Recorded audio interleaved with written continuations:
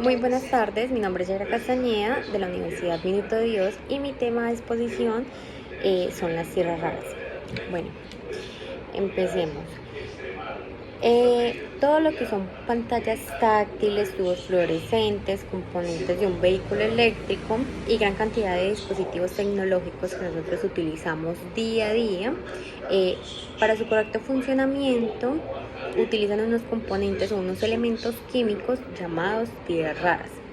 Las tierras raras jugarán un rol muy importante en el futuro, ya que por su uso estratégico en la industria y por lo limitada que es su cadena de suministro y el valor geopolítico, debido a esos factores anteriores, va siendo como un poco más escaso de obtener y va teniendo como un poder.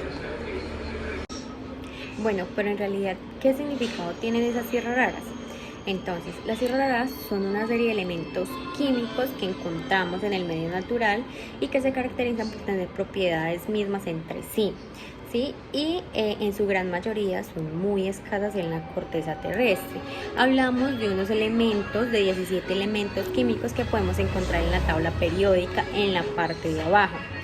Los 17 elementos se llaman lantano, cerio, prasedomio, neodimio, prometio, samario, europio, gadolinio, terbio, disprosio, olmio, herbio, tulio, interbio, lutecio, escandio y itrio.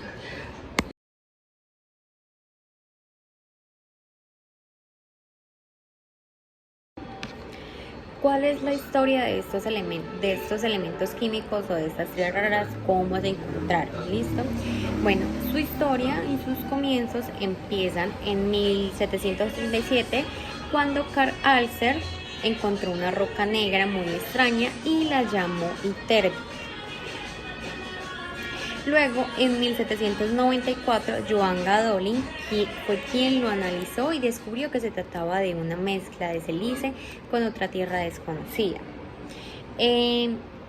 Gadolin llamó a la nueva tierra Itria. Luego, Martin Klaproth encontró otro mineral al que lo llamó cerita. Luego, en 1830, cuando Carl Mosander logró separar otra tierra y la denominó lantana, también logró separar otro óxido de la ceria y la didimia. Luego, en 1844, Mosander se puso a trabajar con la itria y encontró otros dos óxidos, uno amarillo y al que lo denominó herbio y otro rosado al que lo llamó terbio. Tras muchos años pues de informes falsos de nuevas tierras, al fin se dijo que se había encontrado el óxido disprosio.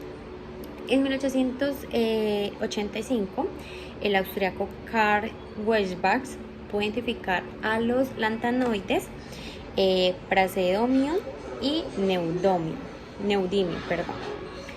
En 1901, Eugene de Markay aisló al europio. En 1907, George aisló al lutecio y sucesivamente en los siguientes años, tras ya la tecnología de ir encontrando y separando pues estos elementos químicos, ya se fueron descubriendo unos a otros y se fue aumentando la tecnología y ya era así más fácil poder separar los unos de los otros. Ahora nos preguntamos por qué son tan importantes estas tierras raras, y es debido a la importancia en la fabricación de tecnologías, ¿sí? Estos elementos se convertirán en componentes necesarios de productos de consumo de tecnología, como ya mencionado antes, teléfonos móviles, discos duros, vehículos eléctricos e híbridos y monitores, entre muchas otras cosas de la tecnología.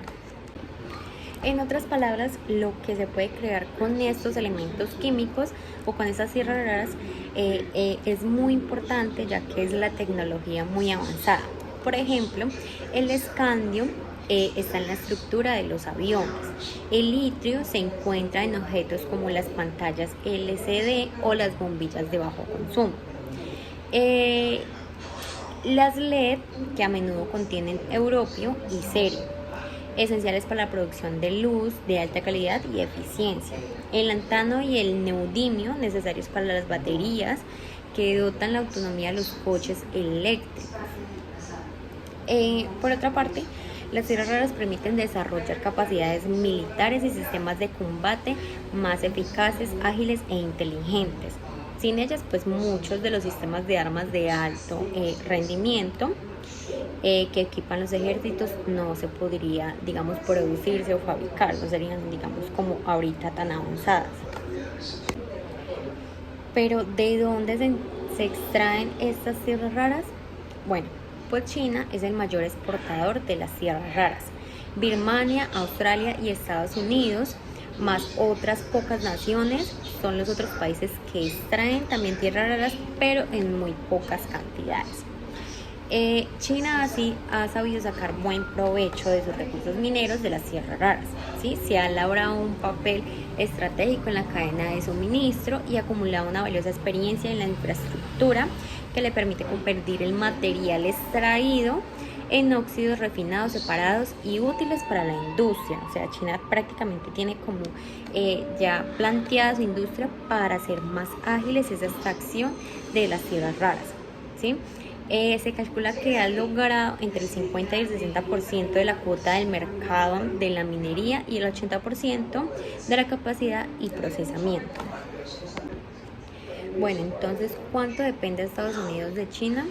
Cerca del 80% de las tierras raras que importa Estados Unidos provienen de China, según los datos del gobierno estadounidense. Un dato de esta parte, pues, es que Estonia, Francia y Japón también le proporcionan a Estados Unidos minerales raros procesados, pero los minerales en su estado original vienen de China. Y por último, la mina de tierras raras que opera en Estados Unidos envía el material a China para que éste lo procese. O sea, Estados Unidos depende sí o sí de China para poder, digamos, separar o extraer estas tierras raras.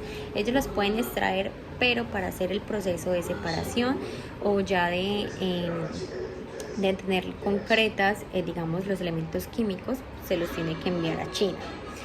Pero un dato también importante es que Estados Unidos podría, digamos, también exportar a otros lugares, pero serían muy pocas cantidades. Claro está que también detrás de todo esto está la explotación laboral y la contaminación del medio ambiente.